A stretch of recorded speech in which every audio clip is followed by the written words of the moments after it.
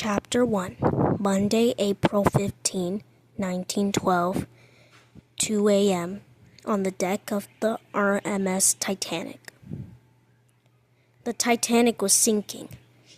The gigantic ship had hit an iceberg. The land was far, far away. 10-year-old George Calder stood on the deck. He shivered because the night was freezing cold.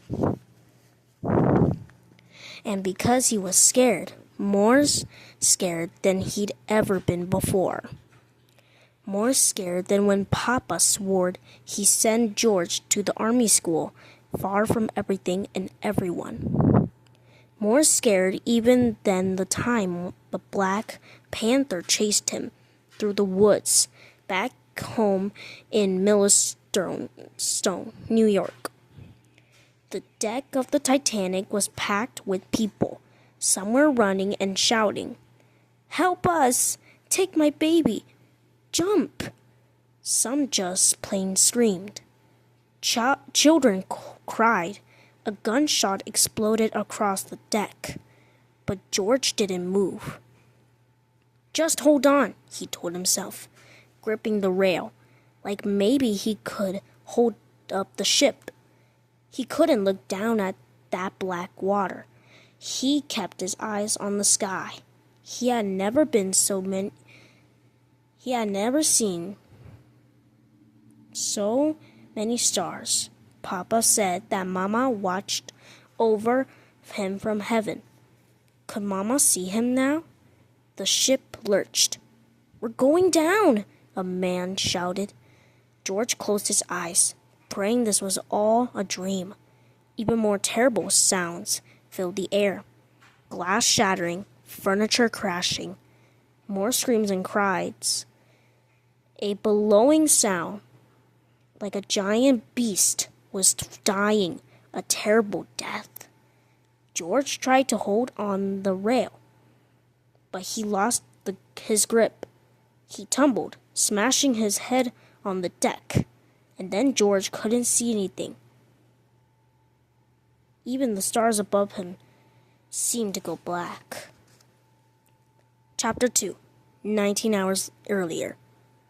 Sunday, April 14th, 1912. 7:15 a.m. First class suite, B deck, RMS Titanic.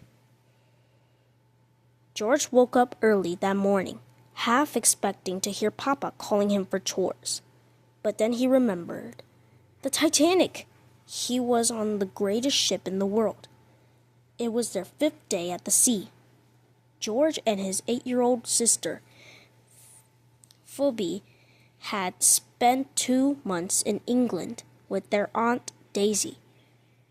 What a time they had!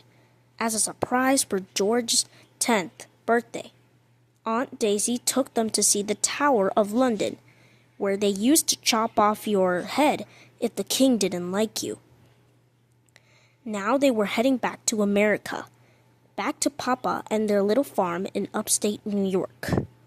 George got out of bed and knelt by the small round window that looked out on the ocean. "Morning," said Phoebe, peering through the silk curtains of her bed and fumbling for her spectacles. Her curly brown hair was practically standing up. "What were you looking for?" George had to smile. Phoebe always had a question, even at the crack of dawn. Maybe that's why she was the smartest little sister in the world.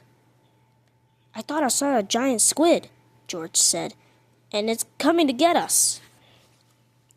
George rushed over and grabbed Phoebe with wiggly squid arms. She curled up into a ball and laughed. She was still laughing when Aunt Daisy came in, even her robe and slippers. Aunt Daisy was the prettiest lady on the whole ship. Sometimes George couldn't believe she was so old.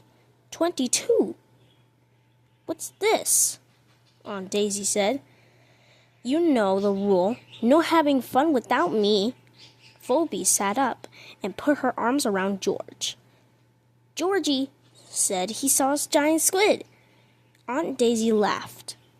I wouldn't doubt it. Everyone wants to get a look at the Titanic, even sea monsters. George halfway believed it. He never imagined anything like the Titanic. Aunt Daisy called the ship a floating palace, but it was way better than the cold and dusty castles they'd seen in England. They had 3 whole rooms, one for Phoebe and George, one for Aunt Daisy, and one for sitting around and doing nothing. They even had a man, a steward named Henry. He had bright red hair and an Irish accent that made everything he said sound like a jolly song. Some fresh towels for your bath, he would say. Some cocoa before bed. And just before they turned out the lights for the night, Henry would knock on their door and peep his head in. Is there anything else you might need? He asked. George kept trying to think of something he needed. But what could you ever need on the Titanic? The ship had everything, even a swimming pool, with ocean water heated up like a bath. Even gold silk curtains for your bed, so you could pretend you were sleeping in a pirate's den. Even 3 dining rooms where you could eat anything you wanted. Last night George had eaten 2 plates of roast beef, veal, and ham pie, carrots sweet as candy, and a mysterious dessert called meringue pudding. It tasted like sugary clouds. Actually, there was one thing missing from the Titanic. The New York Giants baseball team.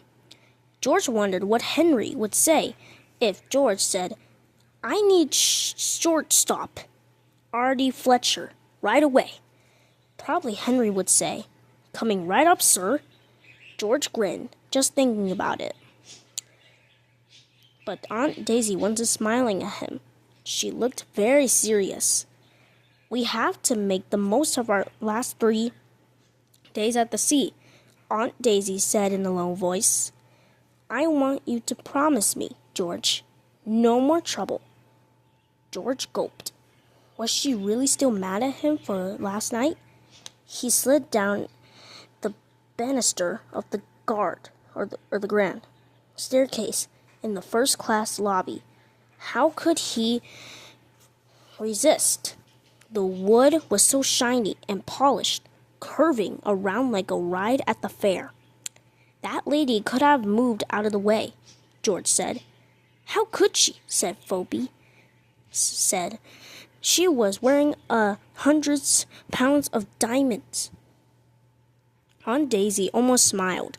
George could tell. No, she could never stay mad at George for long. Aunt Daisy put her face very close to George's. She had freckles on her nose, just like George and Phoebe. No more trouble, she repeated, tapping his chest. I don't want to have to send a telegram to your father. George's stomach tightened into a baseball. Don't tell Papa, Phoebe said. He'll send George away to that army school. I'll be good, George promised. I will really. You better be, Aunt Daisy said.